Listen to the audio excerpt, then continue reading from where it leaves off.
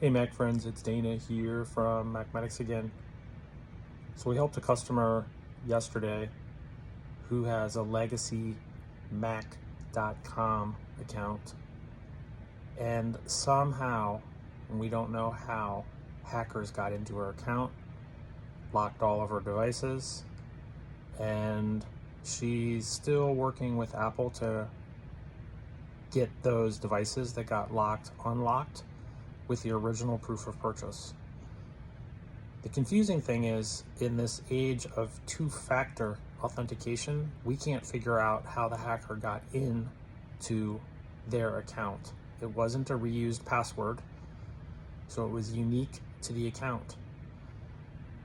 I'm thinking that potentially she had not upgraded to two-factor authentication, and she might have been on an older version called two-step verification.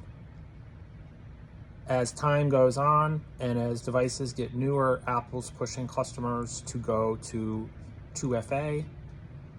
I'm thinking that she might have been on the older version of that two-step verification. Don't really know the semantics of that. But in any case, if you're like me and you're an old school Apple user and you have a .Mac account, ensure that you have true two-factor authentication turned on and not just two-step. Did a little bit of sleuthing on the internet, and according to what I found, it might be possible that people still have the older authentication method in place. So you definitely want to upgrade as soon as possible.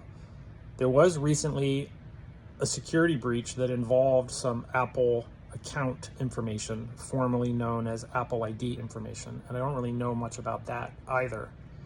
But when I heard about that, I did log into my account and change my password, and then I did a log out of all devices and then re-logged in to all of my devices.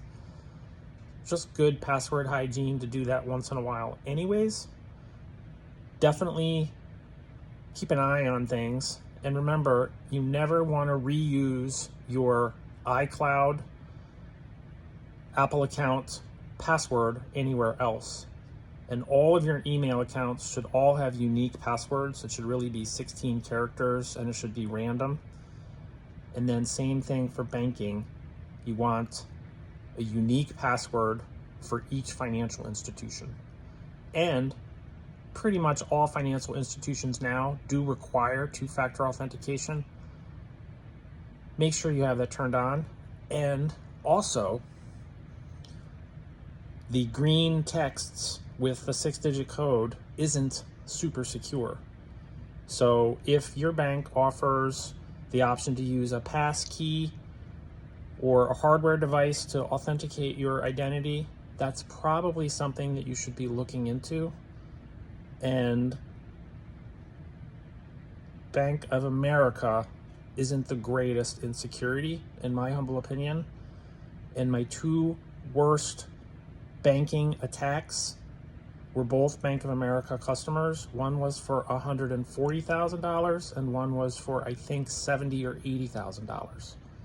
So definitely check yourself if you're using that institution for your banking. If you have any questions, feel free to call the shop or email me at any time. No shame in double checking with somebody who's got some awareness in the security world. And remember, when the bad guys come calling, there's always a ticking time bomb attached to it to get you to move quickly. And remember, any mention of gift cards for any reason is a scam.